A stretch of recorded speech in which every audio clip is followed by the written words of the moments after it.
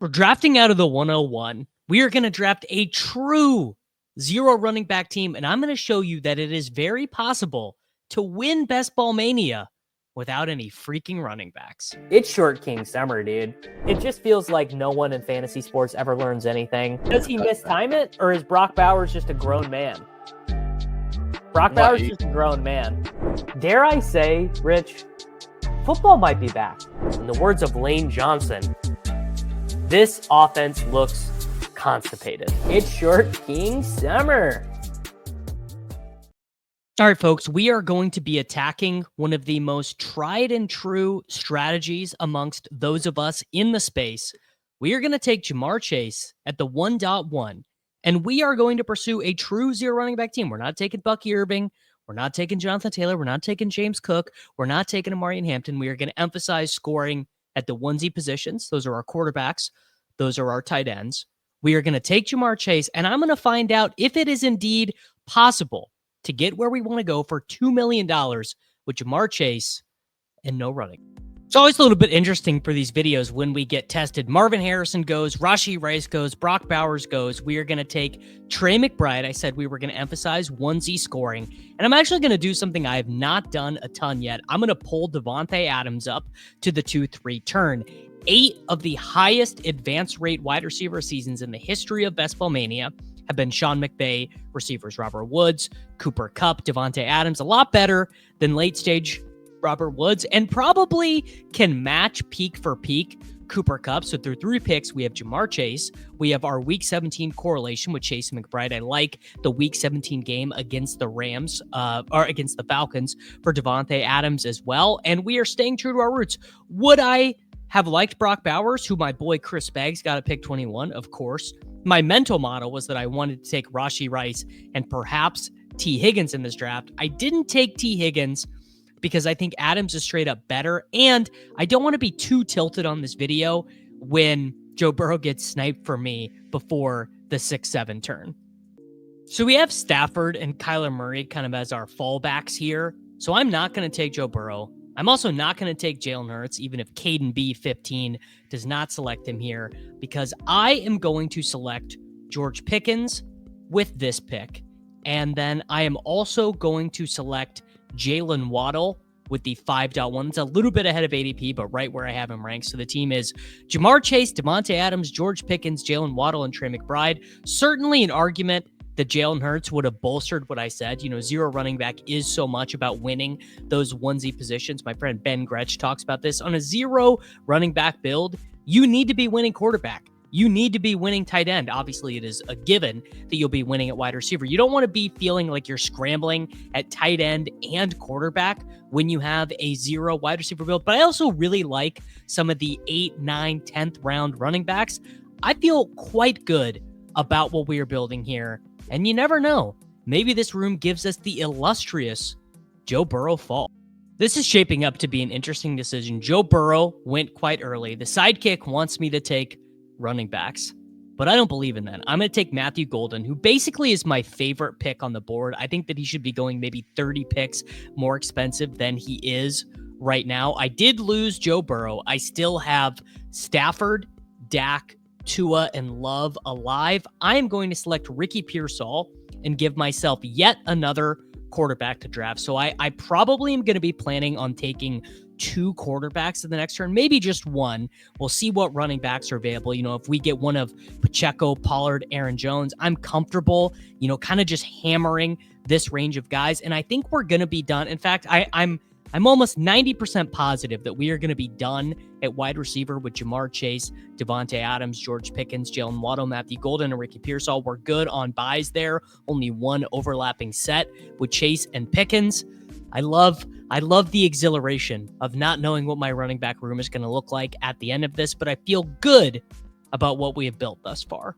All right, so now we are set up to take maybe 2 quarterbacks. Kyler and Purdy are available. The question we have to ask ourselves is, how do we value these stopgaps? Do we want to make this a bet on Tyrone Tracy? Do we want to make this a bet on Cam Scatterbo? Here, we're going to take Brock Purdy because I will be too tilted to not set up either of our stacks. But that actually made our decision a little bit easier with Kyler gone there. No reason to take Fields. No reason to take Caleb Williams. I do think on this team, Jalen Warren is a nice little stopgap, but we need some ceiling here. We need some upside. We are going to take Tyrone Tracy. And the reason why we're going to take Tracy is I need a guy who can actually just kind of rip me out a running back 13 points per game season. I handicapped the odds of Jalen Warren ending up the true starting running back of the Steelers pretty low. I think if the undrafted free agent was ever going to take over the backfield, it probably would have happened before his 5th year in the NFL. Tracy, a 5th round pick. They take Scadaboo. Singletary's still on the roster. I'm not saying it's a slam dunk. In fact, I think their range of outcomes are probably fairly similar. But the 90th percentile seasons, I think, for Tracy are inarguably better than Jalen Warren's. I think we might keep pushing quarterback here. Don't think it makes a ton of sense to take Jordan Love. There's got to be like some chance he gets back to us on the next pick. We also have Stafford. I definitely think we need a running back. Kind of an interesting little thing here. We have a big time ADP faller in Scadaboo. I normally wouldn't do this, but why don't we just take both of them? Why don't we just take Cam Scadaboo, say Devin Singletary, doesn't matter, and then let's take Byshell Tootin as well. Let's take him over Ramondre. We need a real breakout potential. You might be saying to yourself at home, Davis, that was so dumb of you to take both Giants running backs. You have a backfield that produced only 344 underdog points last season. Why would you take both of them? I kind of think it's a decent way to bet on both breakouts. If Scadaboo stinks, okay, I wasted a 10th round pick, but my 9th round pick was awesome. If Tracy stinks, he has the fumbling, he's too small, well, then I just hit a home run with my 10th round pick. All of this assuming that Devin Motor Singletary, is not impacting the backfield. But in a team where I'm going to take probably 7, maybe even 8 running backs, I think that we could have done that with one backfield, 2 Cowboys, 2 Jaguars. And I think both Giants running backs together at those prices are a pretty interesting layered bet. All right, I actually don't really know what to do with this pick. I'm wondering if one of the things that might make sense here is to do like a Bryce Young, Jatavian Sanders. I don't know. This is kind of the last range where running backs are real appetizing. I think Guerrero is a really strong pick. I think Algier a really strong pick. I would have liked to have taken Bigsby, but we already have Tootin. I'm gonna keep pushing it at quarterback, actually. So I'm gonna do Guerrero first. With a backfield of Tracy, Scadaboo, Tootin, and Guerrero, does the pure handcuff value of Algier or the I think we want a little bit of standalone value here with Rachaad White. So we are now up to Tracy, Scadaboo, Tootin, Guerrero, and White. Gonna be a big responsibility on the shoulders of Rachaad White in week 1. I don't know if that's a spot you want to be in. All right, well, I think that we definitely have to take Matt Stafford here. So we set him up with our 2nd round wide receiver. We are good on bye weeks. His bye week is week 8. Purdy is week 14, so we can be done at 2 quarterbacks. We definitely need another running back, and boy, did I get unlucky on this one. Tank Bigsby. If I would have known Bigsby would have gotten all the way to 162, I would not have taken Tootin. I'm going to do something the boomers don't want you to know you're allowed to do. I'm going to... Man, do I take Chubb? I am going to take Miles Sanders. And I'm going to take Miles Sanders for a couple reasons. The first one being, I do want to illustrate how little ADP value matters at this stage of the draft. You can just reach on a guy by 30 picks in round 15. I promise you, it really doesn't matter. And the other reason is I just need guys who are like drawing live to being the starter.